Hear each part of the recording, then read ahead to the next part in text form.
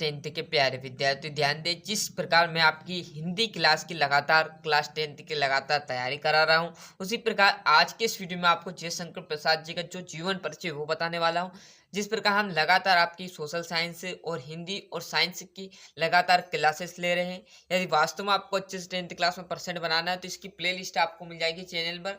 वहां पर जाइए, सारी ऑल टोटल चीजें आपको क्लास टेंथ के लिए मिल जाएगी, है ना। तो आज के इस वीडियो में जयशंकर प्रसाद जी की जो जीवन परिचय वो देखेंगे। तो देखिएगा, जयशंकर प्रसाद जी का जन्म वाराणसी उत्तर प्रदेश के सुगनी साहू परिवार में सन 1889 ईस्वी में हुआ।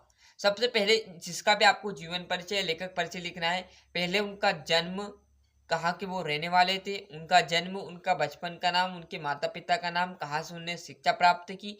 क्लियर। ऐसी 4 से 5 चीजें हमें जो है वो याद होनी चाहिए, बस यही उनका जीवन परिचय में लिखना रहेगा। तो देखो, मैंने भी कुछ नहीं किया, क्या किया है।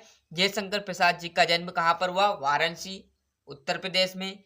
और कहाँ पर हुआ, सगनी साहू परिवार में। और कब हुआ, सन 1889 में हुआ। क्लियर है। बचपन में ही इनके माता पिता का देहांत हो गया, तो मतलब बहुत ही कम उम्र थी जब से इनके माता और पिता दोनों का देहांत हो गया था। क्लियर है। इन्होंने 8वीं तक ही स्कूल में पढ़ाई की। मैंने क्या कहा था जस्ट, किसी का भी आपको जीवन परिचय लिखना, उनके माता पिता के बारे में थोड़ा बहुत, कहाँ तक उन्हें जो क्लासेस ली, कहाँ तक उन्हें पढ़ाई की। क्लियर है। पढ़ाई की, जब भी हिंदी अंग्रेजी संस्कृत की शिक्षा घर पर ही की। और सन 1937 में इनका निधन हो गया। क्लियर है। जो इनका निधन है वो कब हुआ था, 1937 में। यदि एक नंबर में पूछे कि जयशंकर प्रसाद जी का देहांत कब हुआ था या निधन कब हुआ था, तो आपका 1937 में। क्लियर है। तो जयशंकर प्रसाद का जीवन परिचय एक बार और देखेंगे, फिर हम इनकी रचना पर चलेंगे। तो जयशंकर प्रसाद जी का जन्म कहाँ पर हुआ, वाराणसी उत्तर प्रदेश के सघनी साहू परिवार में सन 1889 में हुआ।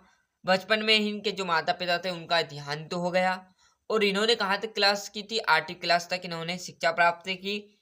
तथा जो पढ़ाई है, जब भी हिंदी अंग्रेजी संस्कृत की जो परीक्षा है, जो शिक्षा है, वो कहाँ पर, घर पर ही इन्होंने प्राप्त की। और सन 1937 ईस्वी में इनका निधन हो गया। क्लियर है। इनकी रचना क्या है, कामयानी आंसू झरना लहर। क्लियर है। इनको ट्रिक्स आप करोगे तो कामयानी आंसू झरना लहर। क्लियर है। जो कामयानी थी वो लहर, आंसू झरना मतलब जो कामयानी थी वो झरने में गिर गई, जिससे क्या हो गया, उसे आंसू आ गए। क्लियर है। तो क्या याद करो, जयशंकर प्रसाद क्या है, कामयानी जो थी वो कहाँ पर, कामयानी जो झरना के साथ लहर में गिर गई थी, जिससे उन्हें क्या आ गया था, आंसू आ गया था। आगे बात समझ में। यहाँ से हम भाव पक्षी देखेंगे।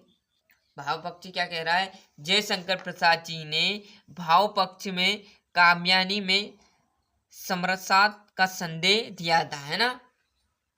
क्लियर। जयशंकर प्रसाद जी ने भाव पक्ष में कामयानी जो उन्होंने लिखी थी, उनकी जो रचना थी, उन्होंने संदेह दिया था। जयशंकर प्रसाद को छायावाद का जनक कहा जाता है। सभी को पता है, यदि एक नंबर में भी अधिकतर बार ये क्वेश्चन पूछा जा सकता है कि छायावाद का जनक किसे कहा जाता है, तो छायावाद का जनक जयशंकर प्रसाद जी को कहा जाता है। यहाँ तक सभी विद्यार्थी को क्लियर है। इन्होंने प्रकृति के मुद्रित एवं कर्कश दोनों रूपों का वर्णन किया है। इन्हें मृदुल मतलब सरल और कर्कश मतलब बहुत ही कठिन शब्द। क्लियर है। और बहुत ही मूल्यवान शब्द, दोनों का ही इन्होंने प्रचुर मात्रा में वर्णन किया या प्रयोग किया है। क्लियर है। यहाँ से कला पक्षी देखिएगा।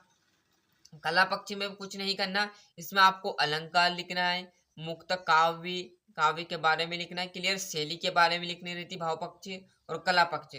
तो कला पक्षी देखिएगा, जयशंकर प्रसाद जी ने अपनी रचना में खड़ी बोली, परिमार्जित, व्याकरण सम्मत आदि का प्रयोग किया। ये तो क्या हो गई, खड़ी बोली हो गई, है ना। और अलंकारों का भी प्रचुर मात्रा में उपयोग किया है। इसके अलावा इन्होंने, जयशंकर प्रसाद जी ने प्रबंध तथा मुक्तक दोनों शैलियों में अपनाई है, दोनों अलंकार की शैली अपनाई थी। क्लियर। तो एक बार और डिटेल में देखिएगा, अब समझ कर देखिएगा। जयशंकर प्रसाद जी ने अपनी रचना में खड़ी बोली, परमाजित, व्याकरण सम्मत आदि का प्रयोग किया है। अलंकारों का प्रयोग इनके काव्य में किया गया है। जयशंकर प्रसाद जी ने प्रबंध तथा मुक्तक दोनों शैली अपनाई है है ना। साहित्य में स्थान क्या है, जयशंकर प्रसाद जी का साहित्य में सर्वश्रेष्ठ स्थान है।